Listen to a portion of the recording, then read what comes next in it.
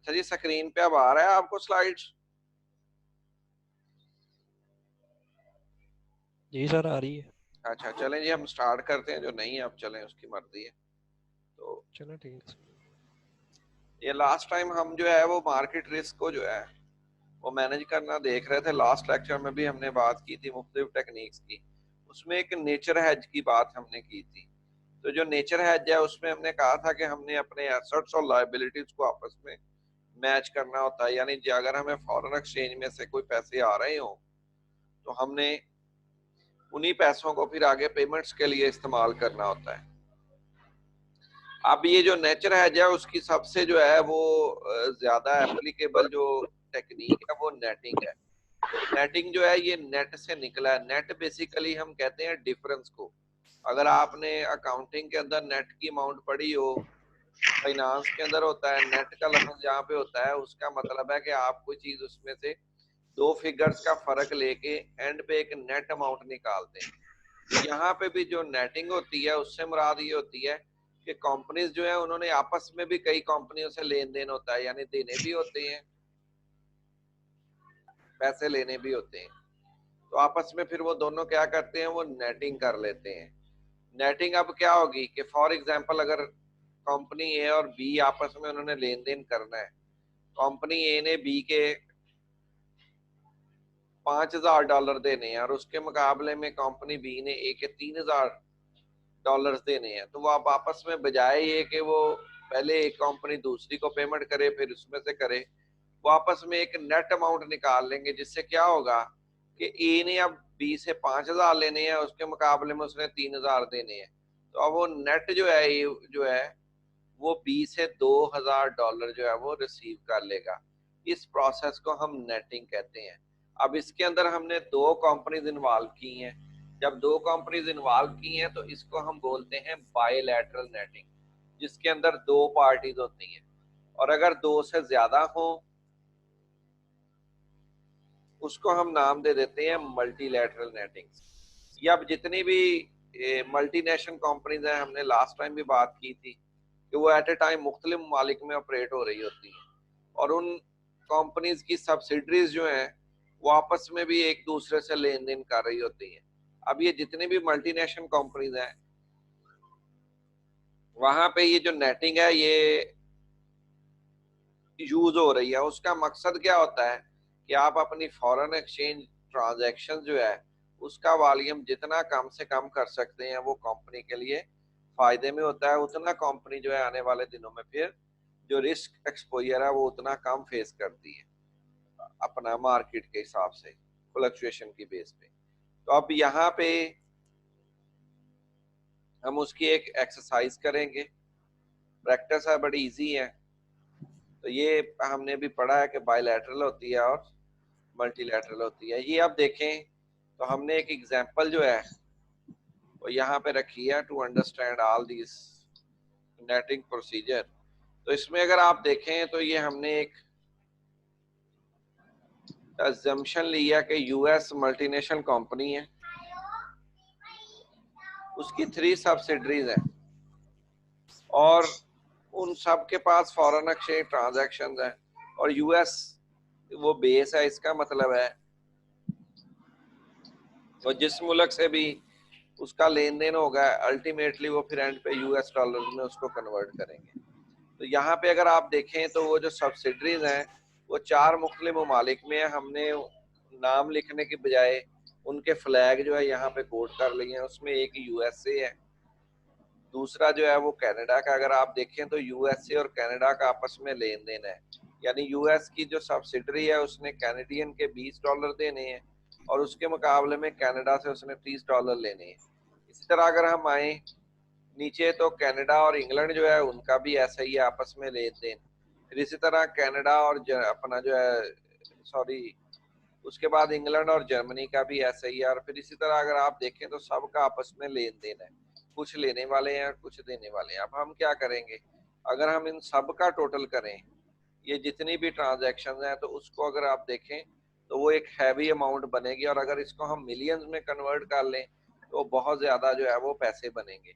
अब हम क्या करेंगे, हम उसकी बजाय अब सबसे पहले ये दो रेड लाइंस है इसका मतलब ये है कि अब हम सबसे पहले वो बायलैटरल नेटिंग करेंगे, जिसमें क्या है, मैंने अभी एग्जांपल भी कंपनी ए और बी की दी थी, कि वो आपस में एक नेट अमाउंट निकाल लेंगे कि एक्चुअली अमाउंट कितनी देनी है। तो ये अगर हम देखें तो अब ये जो रेड लाइन है यूएस और कनाडा के दरमियान, तो अगर आप देखें तो इसमें अब $20 जो है वो यूएस ने कनाडा के देने हैं, उसके मुकाबले में उसने 30 देने हैं। तो अब वो क्या करेगा, वो नेट इनका फर्क निकालेगा, और वो जो $10 है वो अब हम रहने देंगे एक एरो की मदद से। ये देखें आपके, अब बेसिकली नेटिंग हमने करने के बाद ये अखज़ किया है कि जो यूएस है वो अब नेट कनाडा से $10 ले लेगा। इसी तरह फिर हम नेक्स्ट आएंगे तो कनाडा और इंग्लैंड की जो सब्सिडरीज हैं उनका आपस में देखेंगे। यहाँ पे भी अगर आप दोनों देखें तो कनाडा ने $30 देने हैं, उसके मुकाबले में $40 लेने हैं। अब हम इसको अब अगर नेटिंग के जरिए नेट करेंगे तो ये भी अब नेट इंग्लैंड की तरफ $10 जो है वो पेएबल होंगे टुवर्ड्स कैनेडियन सब्सिडरी। फिर इसके बाद हम कनाडा और जर्मनी में आएंगे, वहां पे भी अगेन देखें, और यहाँ पे बाय चांस हर एक में नेटिंग करके $10 आ रहे हैं। ये कोई हार्ड एंड फास्ट रूल नहीं है, वो 15 भी आ सकते हैं, वो 5 भी आ सकते हैं, वो 50 भी आ सकते हैं, कोई भी फिगर आ सकती है। अब जर्मनी ने जो है वो 20 देने हैं, उसके मुकाबले में 30 लेने हैं, तो यहाँ पे भी अब इंग्लैंड जो है नेट $10 जो है वो पेएबल हो जाएगा टुवर्ड्स दी जर्मन सब्सिडरी। फिर इसी तरह हम जर्मन और यूएस का आपस में करेंगे। इनका अब आप देखें तो अब जो फर्क है वो नेट करने के बाद 25 होगा जर्मनी टुवर्ड्स यूएस। अब हम उसको कर देंगे। फिर उसके बाद हम यूएस और कनाडा जो है इन दोनों को लेंगे। इसमें भी देखें तो 40 जो है उसने इंग्लैंड की तरफ पेएबल है, उसके मुकाबले में $60 उसने लेने हैं। अब वो इसका भी जब नेट करेगा तो वो 20 रह जाएगा। अब ये जो $20 जो है वो ये रह गए। फिर इस तरह हम कैनेडियन और जर्मन जो है उनका भी आपस में करेंगे ये। तो ये भी अगेन यहाँ पे देखें तो दोनों का फर्क 15 है। 15 अब किसका है, कनाडा टुवर्ड्स जर्मनी, तो वो 15 आ जाएगा। तो ये अब हमने जो पहले सबसे पहले स्टेप किया है वो हमने हर दो कंपनीज का आपस में बायलैटरल किया है, यानी दो दो फर्म को किया है।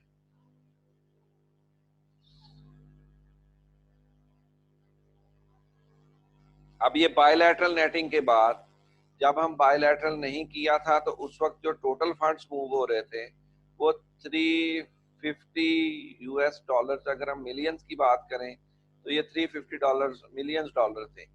और जब हमने बायलैटरल नेटिंग कर ली तो जहां पे वो $350 मिलियन इस्तेमाल हो रहे थे, अब वहां पे सिर्फ $90 मिलियन जो है वो उनका एक्सपोजर आ गया। इसका मतलब है कि जो इनका दोनों का फर्क है 260 बिलियन, वो हमने अपनी फॉरेन एक्सचेंज ट्रांजैक्शन से रिड्यूस कर दिया। और ये भी एक अंडरस्टूड सी बात है कि जितना हमारी ट्रांजैक्शंस कम मालियत की होंगी हमें उतना ही रिस्क कम होगा।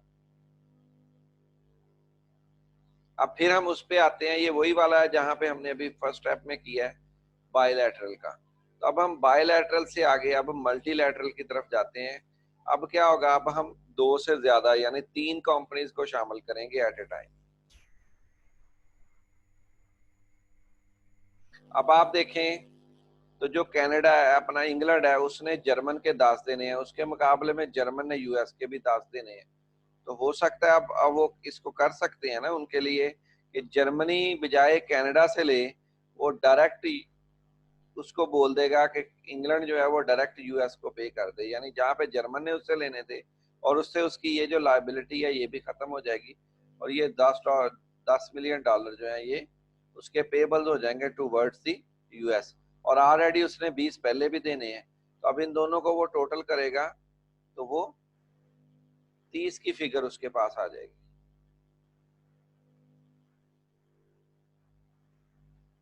ये 30 की फिगर उसके पास आ जाएगी। फिर अब उसके बाद अगर हम देखें, अब हम कनाडा, जर्मनी और यूएस को इसको करते हैं, और ये यहाँ पे देखें कनाडा ने 15 देने हैं और उसके मुकाबले में जर्मन ने उसको 15 यूएस को देने हैं। तो अब क्या होगा, वो जो इसको देने की बजाय वो डायरेक्ट यूएस डॉलर को जो है वो पे कर देंगे। अब इसको अगर हम देखें तो ये अब ये 15 और ऊपर वाले 10, तो ये 25 पेएबल हो जाएंगे टूवर्ड्स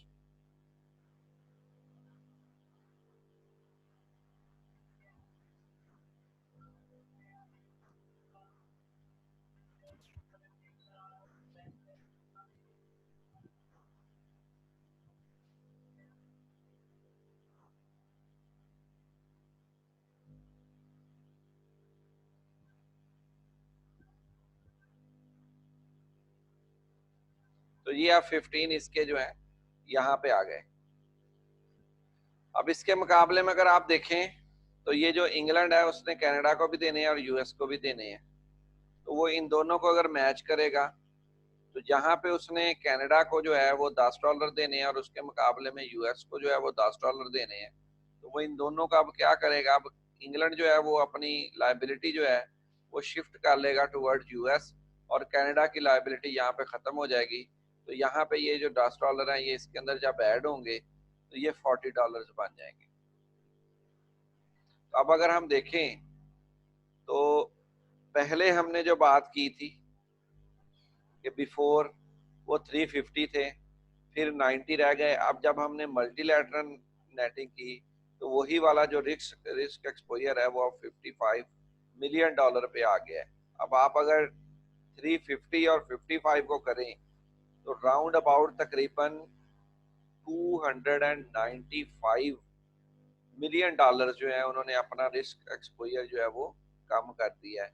और याद रखिएगा ये जो नेटिंग की टेक्निक है ये कंपनीज के लिए तो बड़ी फ्रूटफुल है, लेकिन बहुत सारे ममालिक जो हैं वहाँ पे इसकी बकायदा से पहले परमिशन लेनी पड़ती है और कई जगह पे ये बिल्कुल भी नहीं है। उसकी कुछ रीजन है, उसमें ये है कि अगर इकोनॉमी जो है मुल्क का जो सिस्टम है जैसा कि पाकिस्तान का वो अगर वीक हो तो वहाँ पे ये जो मल्टीलैटरल नेटिंग है इसको डिस्करेज किया जाता है। उससे क्या होता है जो इनफ्लोज होते हैं वो फिर फॉरेन करेंसी के रुक जाते हैं और ये मुल्क के लिए जहाँ पे डेफिसिट ज्यादा हो बैलेंस ऑफ पेमेंट तो वहाँ पे इसको जो है वो डिस्करेज किया जाता है। तो अब ये मैंने इसी तरह की आगे एक और एग्जांपल है, ये अब उसी की समरी है जो अभी हमने किया, इससे आगे फिर एक और है क्वेश्चन वो हम उसको करेंगे। तो अब ये देखें ये पहले था स्टार्ट में, तो अब जब हमने ये कर ली तो ये 90 पे रह गया, यानी स्टार्ट में ये जो था ये 350 की फिगर थी, यहाँ पे ये 90 की रह गई, 90 के बाद अब ये 55 की रह गई। तो अब आप खुद देख सकते हैं कि हमने अपना तकरीबन $295 मिलियन जो है उसको हमने एच कर लिया। अब ये एक एक्सरसाइज है जो अगेन मैंने आपको समझाने के लिए फिगर्स को चेंज किया है। यहाँ पे भी अगर हम देखें तो अब मैंने अमाउंट्स को चेंज किया है, बाकी सारी चीजें जो है वो सिमिलर है। तो ये इसी तरह अगर हम देखें तो फर्स्ट हमने जब बायलैटरल नेटिंग करनी है, ये अब आप लोगों ने क्या करना है, ये घर में इस एक्सरसाइज को करना है। पहले वो समझ के कि मैं स्लाइड शेयर कर देता हूँ, तो पहले ये करना है, उसके बाद इससे आगे फिर आपने बाद में कंपेयर करना है कि आप ऐसे ही कर रहे हैं। बायलैटरल नेटिंग के बाद आप देखिएगा कि आपकी फिगर यही आ रही है, अगर नहीं आ रही तो इसका मतलब है कि आपने कहीं से गलती की है। और फिर इसके बाद अब मैंने इसको 1 बाय 1 किया है आपको समझाने के लिए। अब ये देखें फिर अगेन इंग्लैंड ने जर्मन को देने हैं और जर्मन ने आगे यूएस को देने हैं। तो अब यूएस के जहाँ पे पहले 60 थी लाइबिलिटी, अब वो इंग्लैंड की लाइबिलिटी टूवर्ड्स यूएस जो है वो 80 हो जाएगी।